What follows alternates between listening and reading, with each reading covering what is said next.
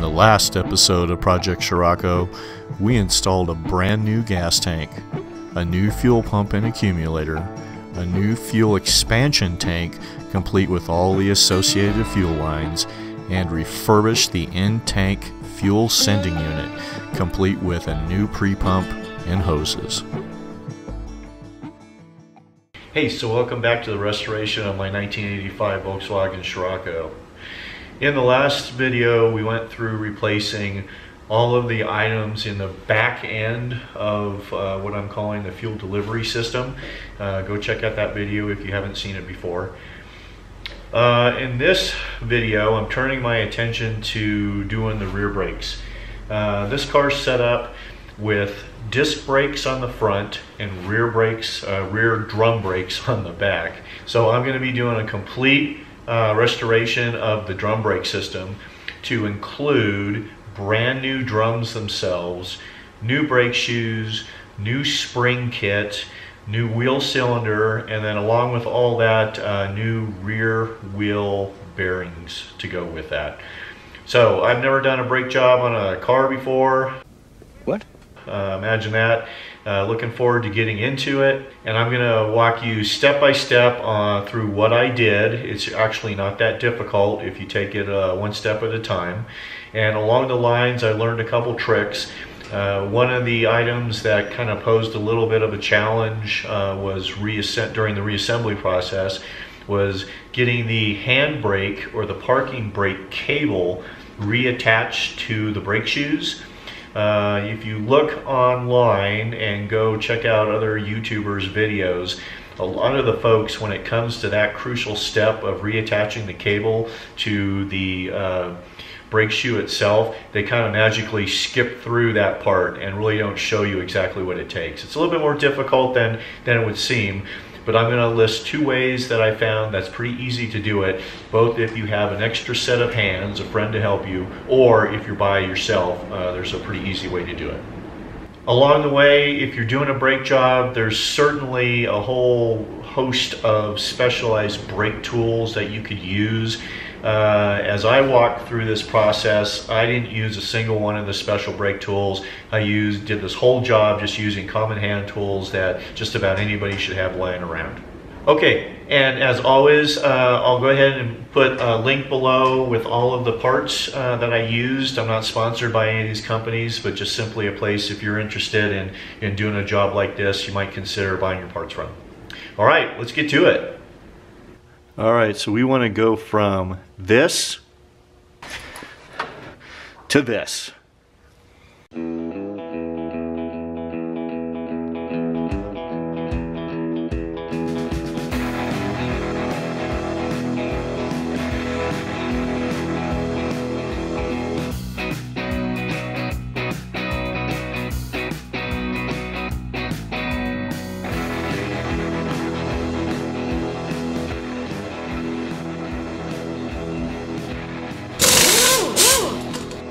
Alright, so the first thing I need to do is get this dust cap off, and I just took a pair of channel locks, gently rocked it side to side, and it came right off.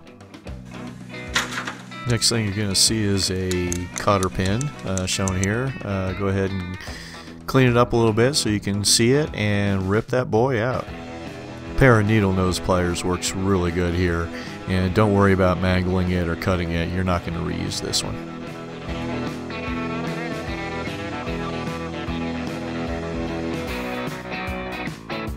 When you've got the cotter pin out, next thing you want to do is just pull the nut lock straight off. It kind of looks like a crown. The next thing that needs to come off is the axle nut. And while they're not on too tight, sometimes you can get them off finger tight.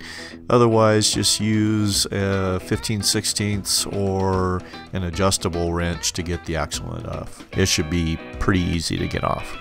Next in line is the thrust washer, which with a gentle rocking back and forth with the screwdriver should come right out as well. You'll notice it has a notch on the inside which positions it on the hub. So the next thing to do is to try to get the drum off. If rocking back and forth isn't working, you can try a little gentle persuasion.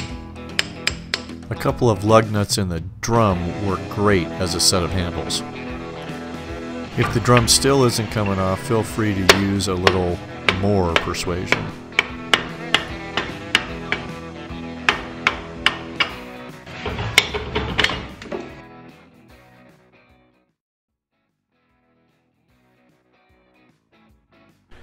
Okay, at this point, once you get that drum off, there's going to be an awful lot of dust down there from the brake shoes, and you don't want to be smelling that stuff. Definitely don't want to get that in your lungs, so make sure you got a mask of some sort. It's an N95 mask to try to do the best to filter that stuff out. Because if you take a look at this, there is dust, brake dust everywhere. And the next thing we want to do is get our container and get some brake clean and just clean the heck out of this thing. So I'm going to take the grease off of the hub real quick, and then I'm just going to spray the heck out of it with brake clean and try to clean this up a little bit so that the brake dust hazard is mitigated as much as possible. But you can take a look right in here and you can see, just taking this off, you can see all that brake dust, and you do not want to ingest or smell any of that. All right, so let's go ahead and clean this up to the best of our ability, and then we'll move on.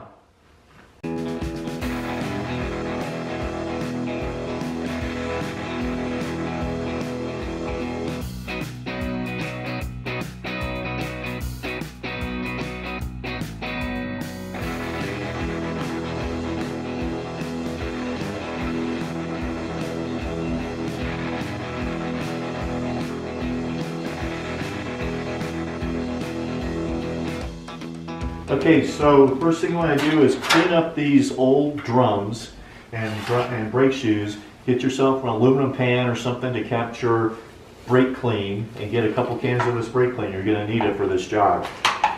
Put it underneath here, and let's go ahead and spray down this whole area and get rid of all this hazardous dust.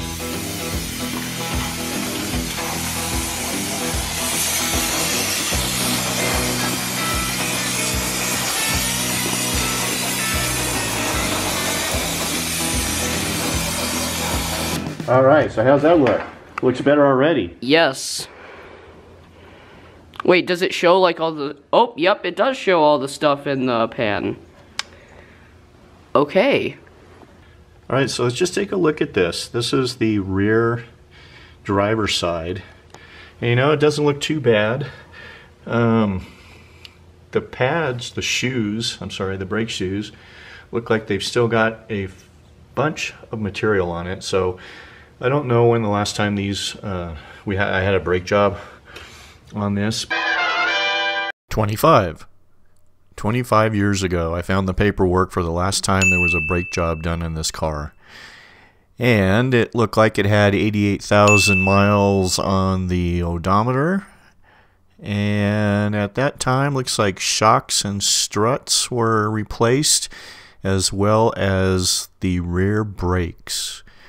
So boy, let's see how much that cost. $547 to do rear brakes and shocks and struts in 1996. And now back to your regularly scheduled program.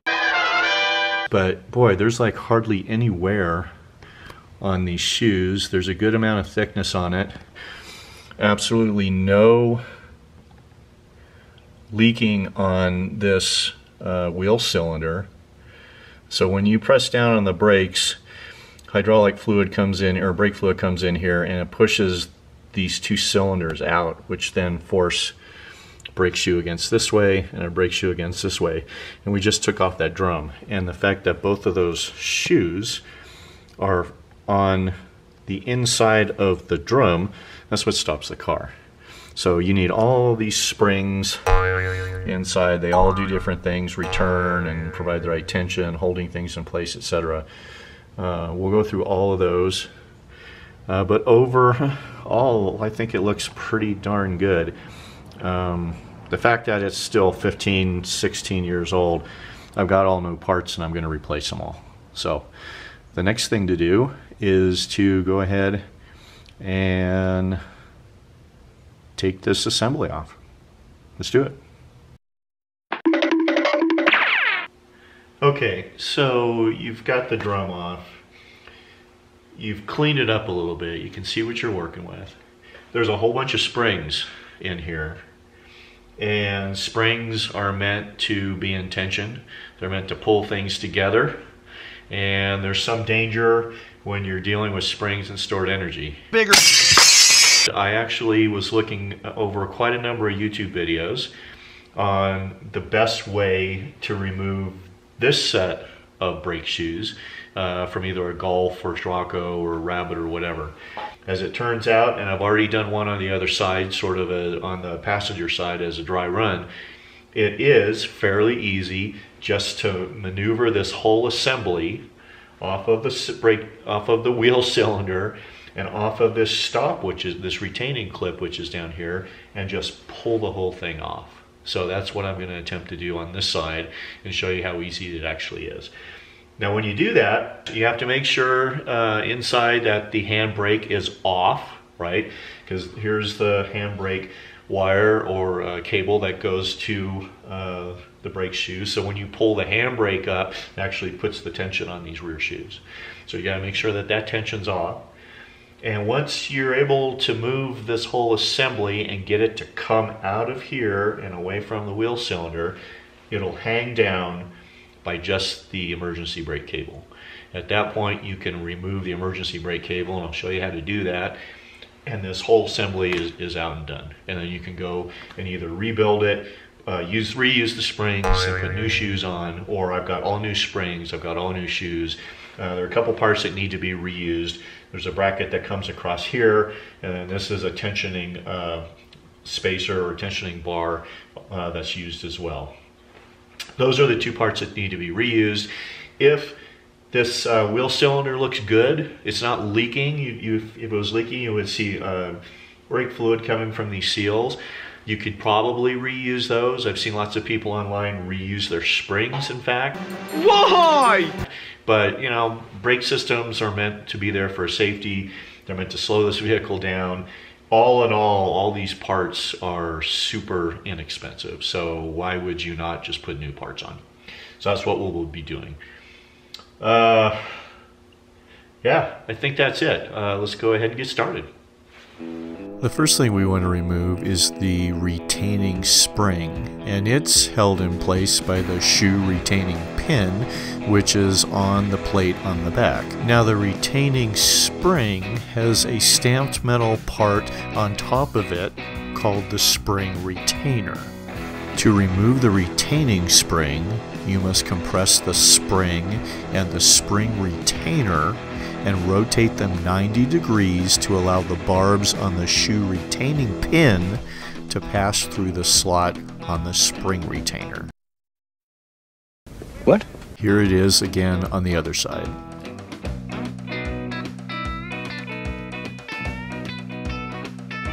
Once the spring and retainer are uncoupled, you can simply pull the pin out from the backside. Exactly. Okay, so now that the spring retainers have been removed, you're ready to pull the entire brake shoe assembly off. But before you do that, I strongly suggest you take several photos of how each of the springs are attached. Believe me, you'll thank me later. A little downward pressure to move the shoes away from the wheel cylinder, and you can easily rotate the entire assembly off of the bottom stops and away from the backing plate.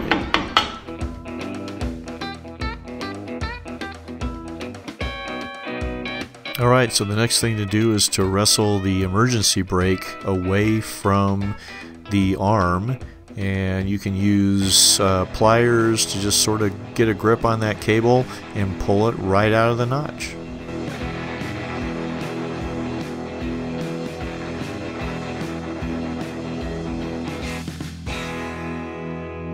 With the shoes removed, it's a good time to give the backing plate another good clean.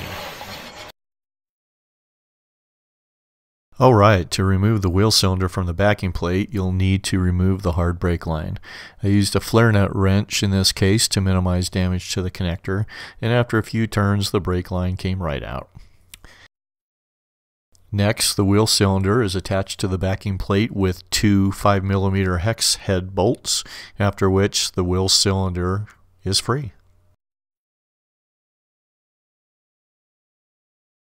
Okay, so one of the things that's interesting about this wheel cylinder that I just took off is that I can't move these pistons at all. They are just rock solid in place. So, you know, there wouldn't have been any way of activating these brakes without replacing them. So I guess that's what happens when you sit around for 15-20 years. At this point, you could potentially remove the backing plate and clean it and paint it, but it's not visible when the drum is in place, so I just gave it a final light scrub with brake cleaner and called it good. With the drum brake assembly off the car, you can easily remove the adjusting wedge spring shown here by stretching it a bit with your fingers. It's a fairly weak spring. The lower return spring shown here is also easy to remove by compressing the brake shoes towards one another at the bottom of the assembly. When compressed towards one another, the lower return spring should not have any tension on it and is easily removed from each of the shoes. The two springs that take a little more effort are the tensioning spring, shown here, and the upper return spring, shown here. Okay, let's get the tensioning spring off. The easiest way I found to do this is to put the drum assembly on a flat surface, get something like a screwdriver that you can use leverage against the parking brake handle, and push the end of the spring into the hole where it was attached, and then take something pointy like the needle nose pliers there and just push it through until it releases tension. Comes right off. Okay, so the last one to get off is the upper return spring, which is attached to the adjusting bar shown here. And the way I found to get this off is to take a pair of channel locks, get some leverage against the shoe, and nudge the spring off of the bar. Here it is in slow motion. Now, with all the springs removed, now you can remove the adjusting bar by moving the parking brake lever out just slightly, sliding the bar down and off. And with all the springs gone, you'll be left with the adjusting bar and the adjusting wedge. You'll want to make sure that you keep these. Alright, we need some new brake parts. New brake shoes. New spring kit. Wheel cylinders. Brake drums. And rear wheel bearing kits.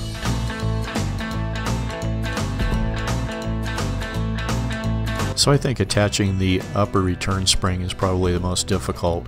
Get yourself situated, get that upper return spring in the adjustment bar, and then I used a screwdriver that had a circular cross section to try to leverage the end of the spring over the notch on the adjustment bar. And a couple tries later, I got it.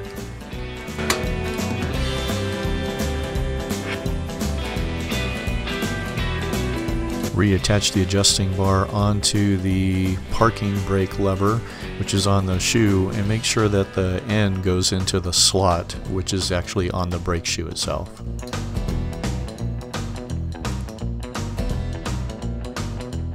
The tensioning spring isn't too bad.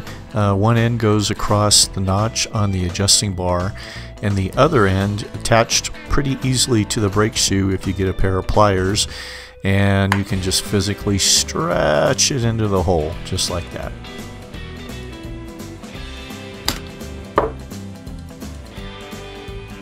Next is the adjusting wedge spring, super easy to put in as long as you remember to put the adjustment wedge in. And finally, the lower return spring is a super easy one as well. And I am done.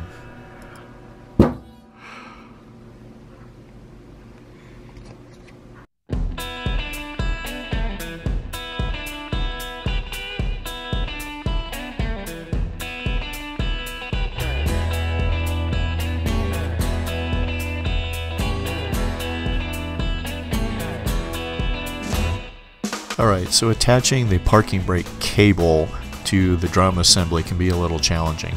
It helps if there's two people, You can put one plier on the end of the cable where there's usually a crimping nut, a second plier on the braiding, and if you pull that apart, it'll expose the cable itself.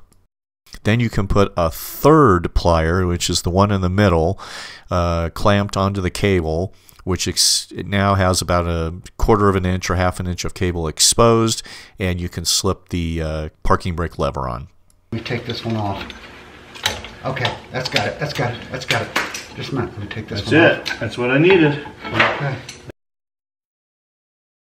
Now, if you don't have an extra set of hands to help you, there is a way to get the parking brake cable onto the lever by yourself. Put one set of pliers on the braiding, one set of pliers on the nut that's on the end, and then to separate the two, I just use the handle of a screwdriver and put them in between the two pliers and use them as a fulcrum. And then using my right hand, I was able to squeeze both of those pliers as a lever, and you can see the braiding comes right apart. Move the washer over, and by using my one hand to separate the two, I can use my other hand to move the assembly into place and slowly let the cable back on to the parking brake lever. Not bad.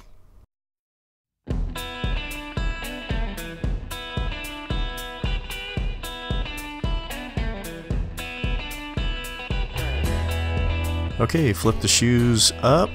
Make sure that the bottom of the shoes are in the clip. Make sure that the parking brake cable is in the notch and that the top of the shoes are seated on the pistons within the wheel cylinder.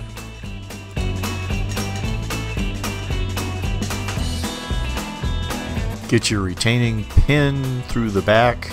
Get your retaining spring in the cap, and remember to push and twist 90 degrees, get over those barbs, and your retaining spring is in place.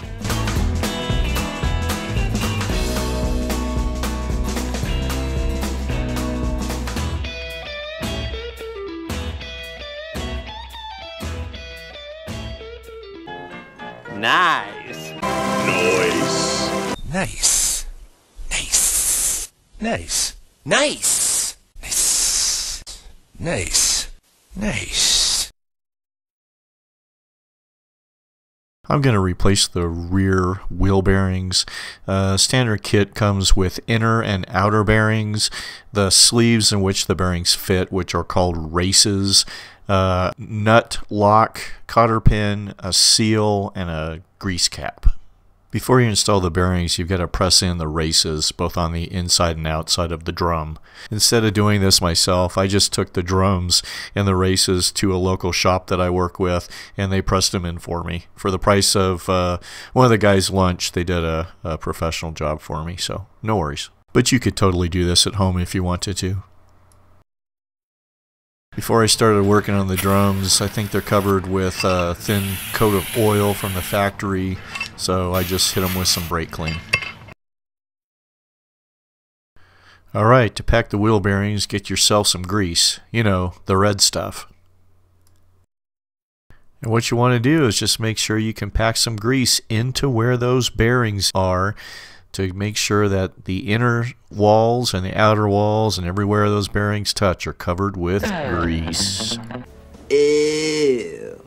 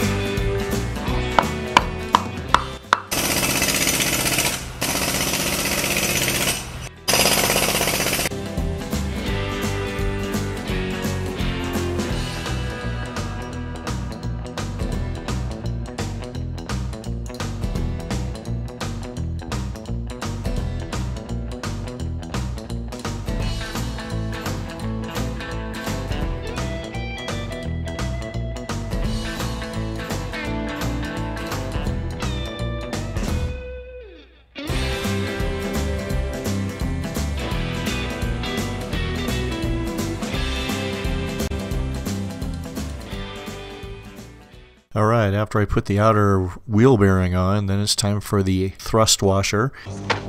And again, it only goes on in one orientation, followed by the axle nut. So here's where it gets a little bit interesting. The manual says after you rotate the drum back and forth to ensure that it's moving, you tighten the axle nut just enough to ensure that the thrust washer can move from side to side. No more. Once you're satisfied with the axle nut, then you can put the nut lock on and secure it all down with a brand new cotter pin. Finally, add a little bit more grease to the outside and add the dust cover.